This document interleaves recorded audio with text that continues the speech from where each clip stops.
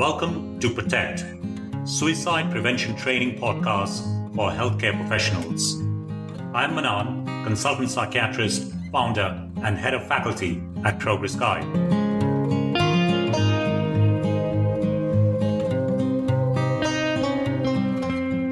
Hi everyone, it's Mahi, your Protect podcast host. Today is episode 3 of season 3, and we are systematically going through the Safe Life Guide, the elements of hope. So we are counting the one episode of 2023 as an entire season, are we? We have to. Yes, okay.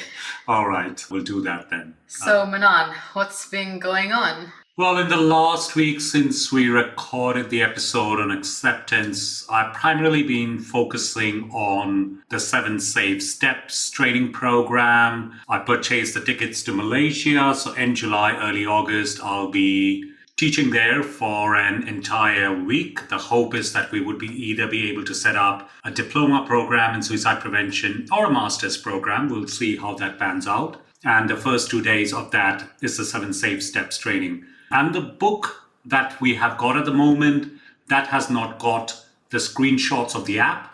And in the subscription section of the app, we have got the entire documentation suite that relates to the 7 Safe Steps. So I am trying to redo the book with the screenshots of the app, and hopefully that will be out on Amazon before the training program. So that's what's taking up a lot of my time. It's ended up giving me a stiff neck with all the hours I've spent on a computer, I guess. So what is special about the 7 Safe Step training? You know how I'm obsessed with the fact that when we have safety-related conversations with people in suicidal distress, the stuff that we are talking about doesn't really get through. So people are in crisis, they can barely manage to keep themselves safe, and we have a safety planning conversation. They don't register, they don't retain, they can't recall. So in my head, that mental state when someone is in crisis, it's a bit like a leaky bucket. Or in some cases, the bucket's completely overturned, or you can't just put water in it because anything that you put in will go out. So it's like a leaky bucket. That's a cool metaphor. Yeah, well, I do engage in metaphor abuse quite a bit. But what we are trying to do through 7 Safe Steps is take water from a bucket and transfer it to a water tank. So 7 Safe Steps, as you know, there are 7 safety-related conversations. They happen sequentially, one after another. So every time you have a conversation, it's like builds up a layer of insulation. It's like blocks out those little holes through which the water will leak out, and the water gets stored in a large water tank, which through pipes and taps will be used at a time when it's needed. You can take this metaphor as far as you want to take it, but the idea is registration, retention, and recall. And most suicide prevention training do not emphasize the importance of taking time to make sure that the person or the family, they are in crisis, that they're actually registering and retaining all of this stuff. Yeah. And the 7 Safe Steps really hits the mark on that because it's repeated conversations. So this metaphor actually sounds like the school bag, school locker metaphor. I think you've mentioned it before. Yeah, I know it does sound similar. So the idea that, in a school bag, you have every day what you need. So it's just for the day, though, the books that you need. So when a child is going to school, they take the books. That's like the working memory, the short-term memory. And the school locker in my head is like the mid to long-term memory where you can keep stuff for the whole year, where you can go and put stuff in and take stuff out. So essentially, both from a learning and training perspective for the staff who are getting trained in it, as well as the people with whom the staff will have these conversations, the professionals will have these conversations. We want to create a school locker, not just a school bag, because what's in a school bag might get them through today, but it doesn't prepare them for all the future challenges that life might pose, or things that might come towards them, things that they will have to navigate. So the leaky bucket water tank metaphor is quite similar to the school bag, school locker metaphor, I guess. Or like the tools in a shed kind of metaphor as well. Yeah, like that's not a bad metaphor as well. Oh no, you're engaging in metaphor abuse too. Yeah. Yeah. So the messages and images series on Instagram is, I think, a pretty good reckoner. I think they're like flashcards. So follow our Instagram account, search for @progress.guide so you can check those out. But yeah, like I'm obsessed with this idea of micro learning, right?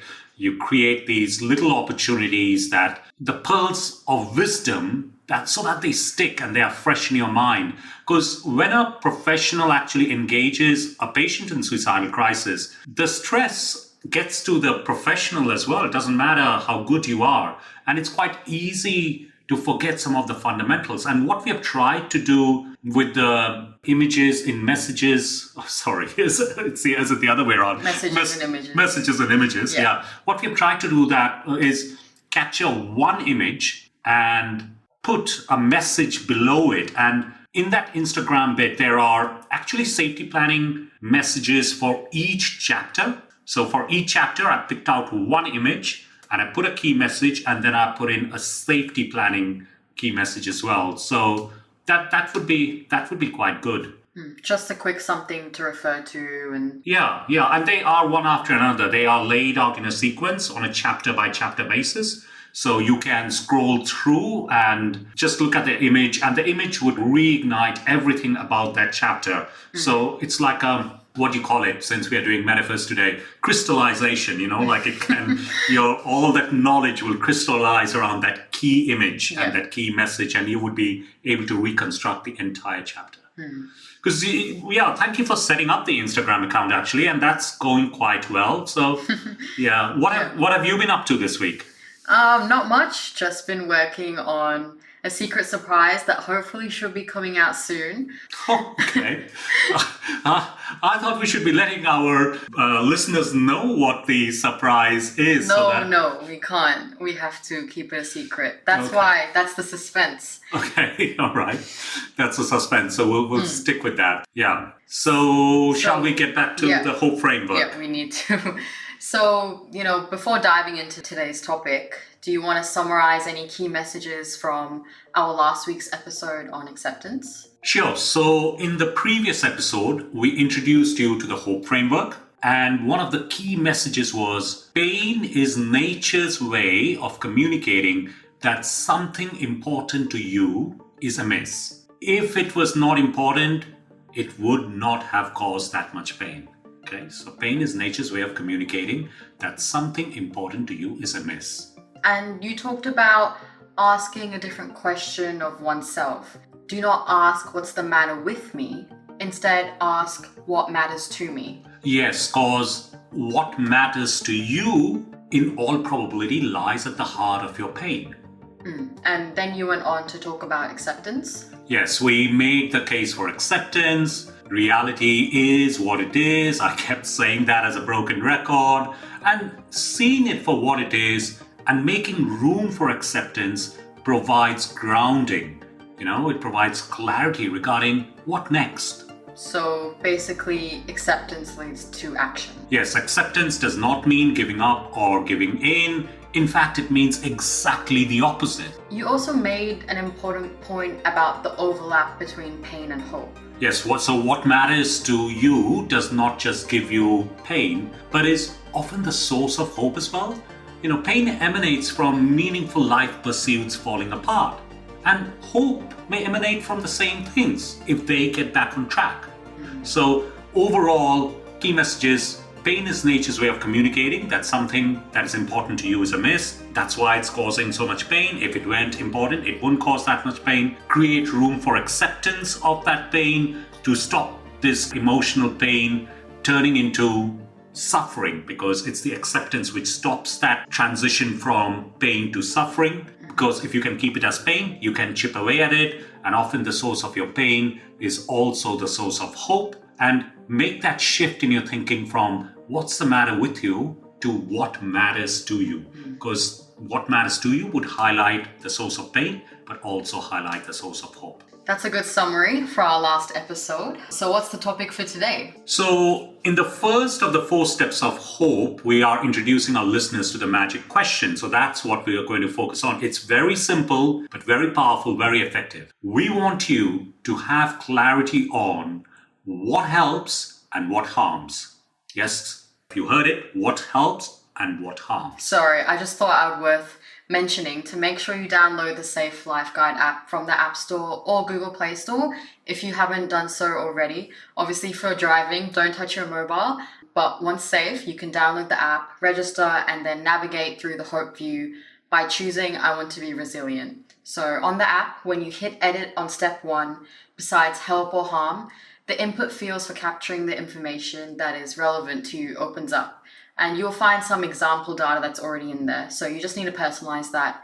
So Manan, do you want to dive into the theoretical construct?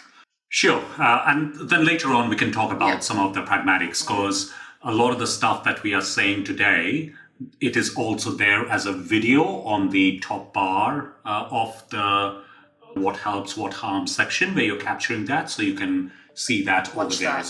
Yeah. So the basic point is that when someone is faced by adversity, they take actions. They take actions to navigate the difficult times ahead of them. So put simply, these actions could take us towards the person we want to be, or take us away from the person we want to be. Towards the person we want to be, or away from the person we want to be. So like a person at crossroads?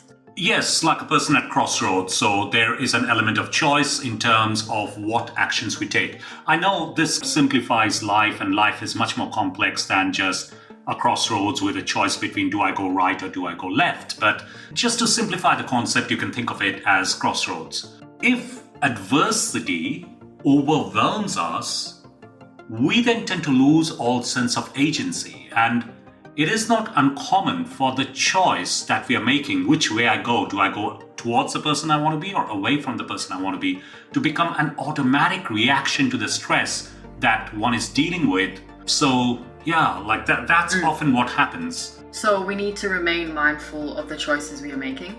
Yes, so in the HOPE framework, we learn strategies to keep our choices conscious and alive, an active process rather than a passive one, in which adversity leads us down a path away from the light and further into the darkness. So you picture this, okay? 2 paths.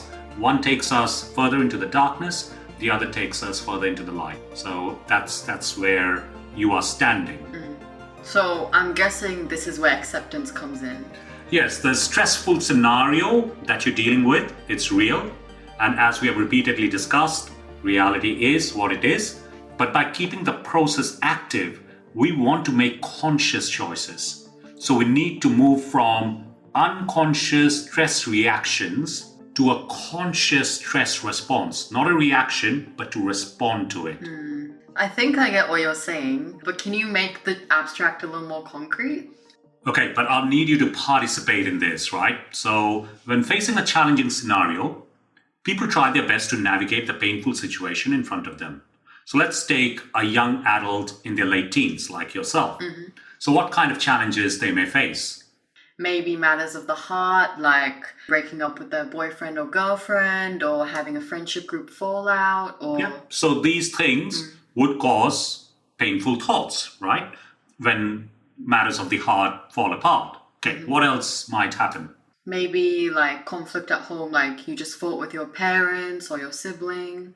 And this might bring back, say, painful memories that maybe, I don't know, adverse childhood experiences like domestic violence. So that might bring that up. Yeah, or struggling with your studies and exams or keeping up at school. Yeah, so, and that might bring up difficult feelings of failure and worthlessness if you haven't passed exams before or things haven't gone to plan. What else? Things like bullying, cyberbullying. Yeah, so that will cause a lot of anxiety, and anxiety brings out physical symptoms. So if you notice, these are all meaningful things, right? They're meaningful things.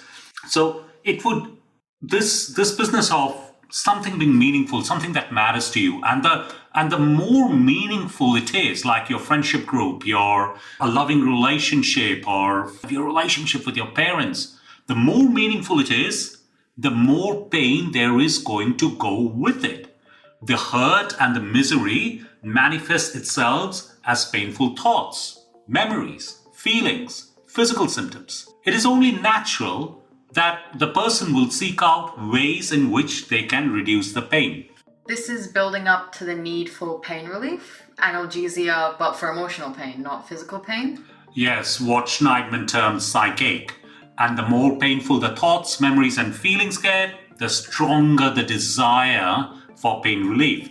The stronger the desire, the more drastic the actions. So how do you circumvent that?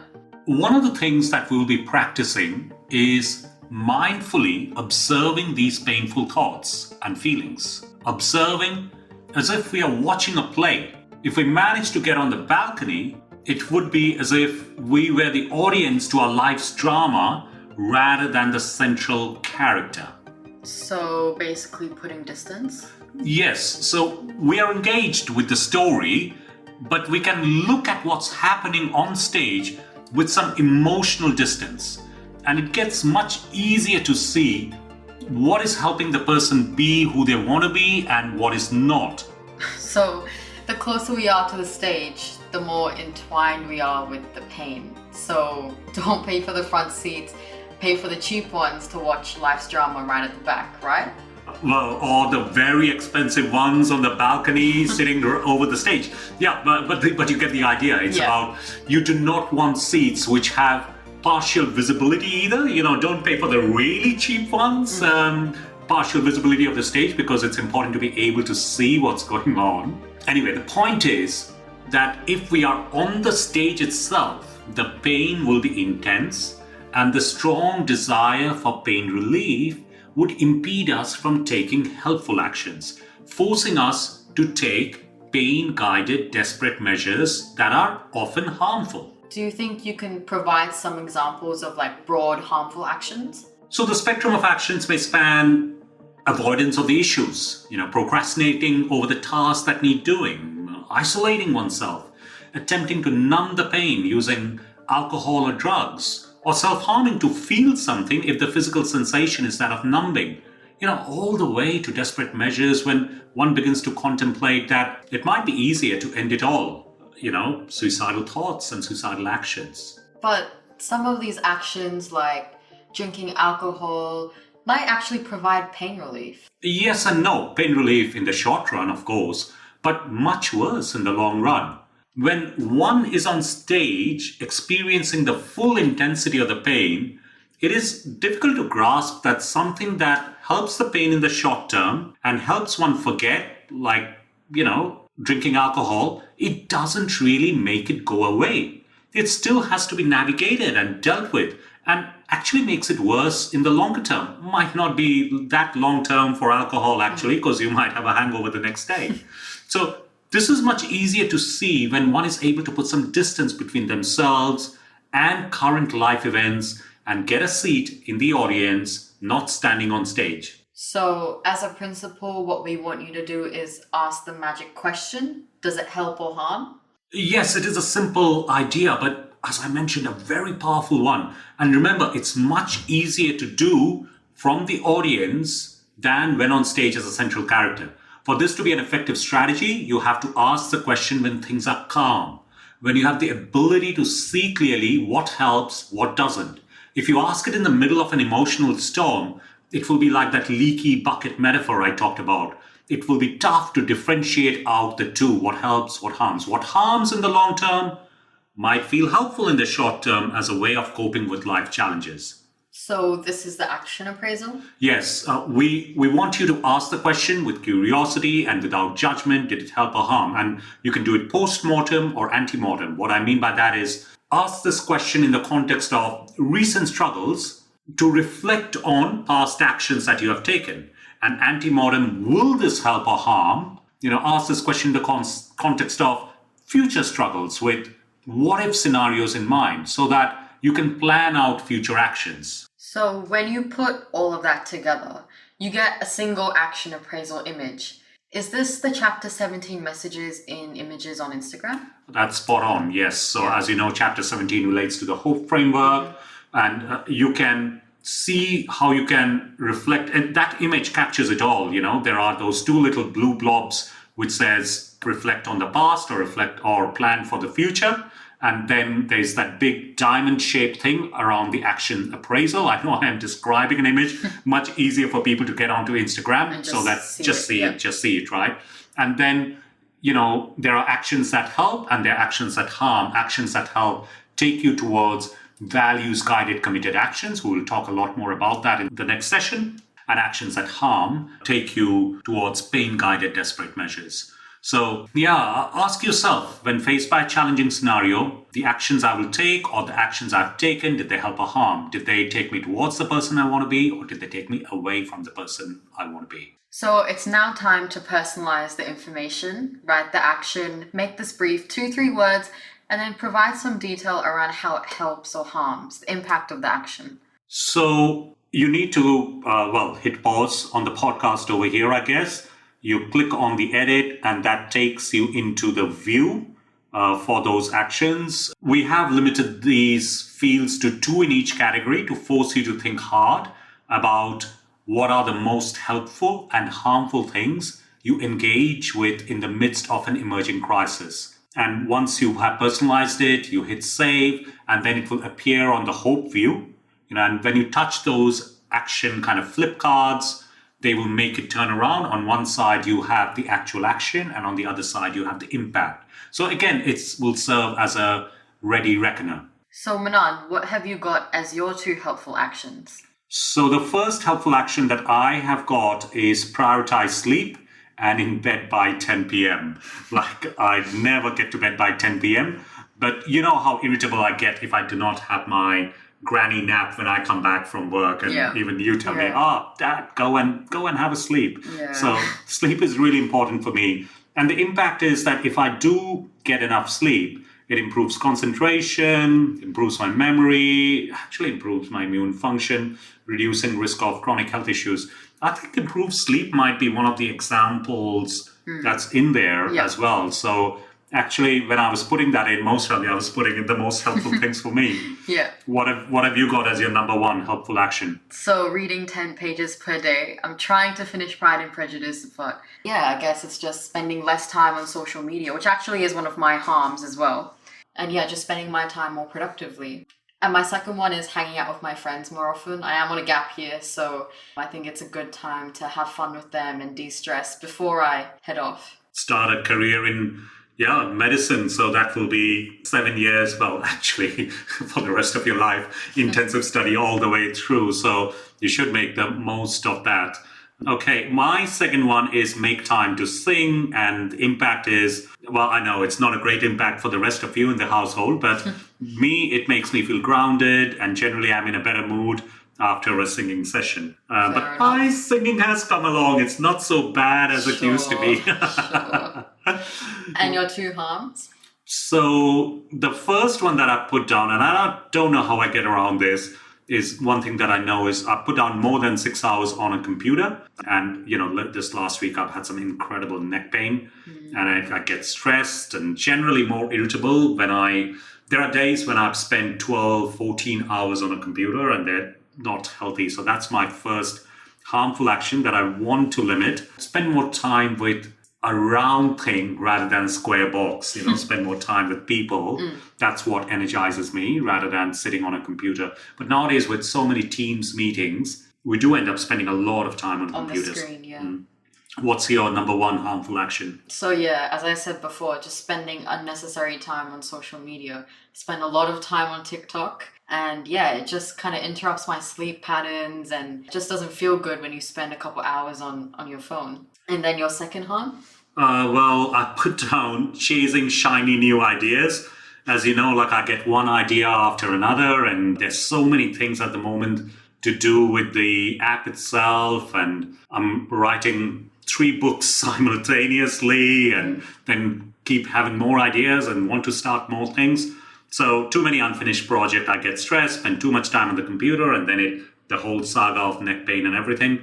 So I don't think I'll ever be a completer finisher, but and in a way I revel in the fact that I do so many things. So that's why I've ended up writing 4 or 5 books. So I don't even know how many books I've written, but this whole business of not completing and, being the unfinished master, that really gets to me. What's your second one?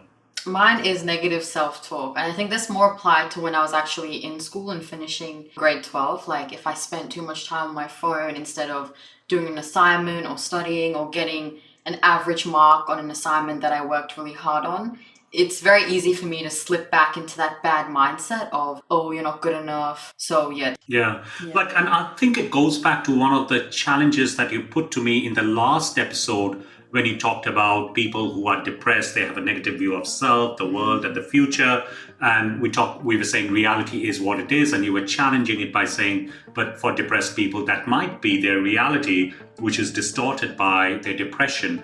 And negative self-talk can actually destroy one's confidence. So essentially, in that kind of situation, understanding the impact, and that's not reality, by the way, but it feels like reality. Just this reminder on the top of the hope view, when you look at it, that's a great way to, this negative self-talk is not reality. It's a version of reality that I'm constructing in the moment, but it is not reality.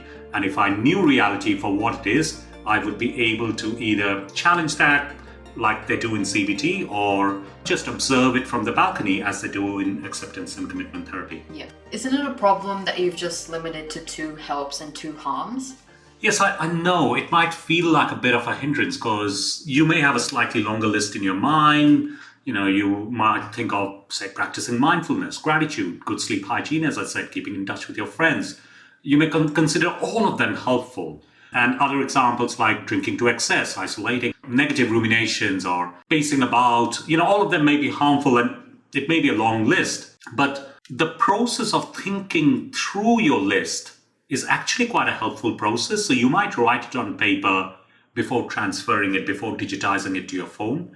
And to narrow down the list, speak to your loved one or maybe a professional. Ask them, what is the most helpful thing I can do for myself in a crisis? And what is the most harmful thing I do or could end up doing, which is worth avoiding? So that will focus in your mind. And that's a helpful psychological process to go through, narrowing the list down and bringing it to your top 2, both for what helps and what harms. And going back to speaking to your loved one or a professional, it's kind of like having an accountability partner. So they might remind you through the use of the green card or the red card, like in soccer, to look at your helpful and harmful actions if you're getting distressed or doing things that will make you feel worse. And if you want to add more helpful actions to start and harmful to stop, you might want to explore the habit maker. Yeah, that's right, actually. So I should have mentioned that, well cited. But you are on with metaphors today, so like red card in the soccer, that was quite good. And that reminds me, because in the habit maker, there is the green card for starting things and a red card for stopping things. Like there's a lot of work to do on the habit maker yet. We haven't done the self-guide videos for the habit maker and the habit tracker, but that's a nice place to put down all the different things that you might come up on your list of what helps and what harms. So the things that help could go into the habit maker. And 40% of everyday actions are dictated by habits. They are not conscious choices. So if you can automate these good things that you want to do, then that's great. You are absolutely on a winner, and prevention is the best cure, as we know. So it keeps you grounded and doesn't let anxiety or worries creep in. So yes, habit maker and habit tracker. That's a good point. And remember, if you need any tips or extra information, you can click on the information icon to open up the top tips section of any prompt. And watch the video that's on the top as well. So yeah, like a lot of the stuff we have said today, they are captured in the video as well. So that will help. So shall we have a go at summarizing? Let's summarize. Okay, right. So in this first section of the Hope Framework, we have asked you to reflect on what helps and what harms. It's simple, and in its simplicity lies its power. What helps, what harms. What will take you towards the person you want to be, and what will take you away from the person you want to be. What helps, what harms, hinders, hurts. So in the next episode, we will talk about owning your values. we will relate these actions that we are talking about today, what helps and what harms the person that you want to be, into the values that you want to live by. Values are the qualities you want to bring to your actions. Values can serve as a life jacket amidst adversity and help us steer through eddies and dangerous currents. But more of that in the next episode. The task today is for you to have a go at identifying the top 2 helpful and the top 2 harmful actions. And next up, in the next episode, we will dive into personal values. Thanks for listening, everyone. Thank you, everyone. And do spread the word about the Safe Life Guide app, as well as Instagram images at Progress Guide. And download the app, share it with the patients with whom you may be doing counseling or taking psychology sessions, or you may be seeing them in the emergency department in crisis, or in the crisis resolution home treatment team, or in an acute care team. Thank you again, and please keep spreading the word.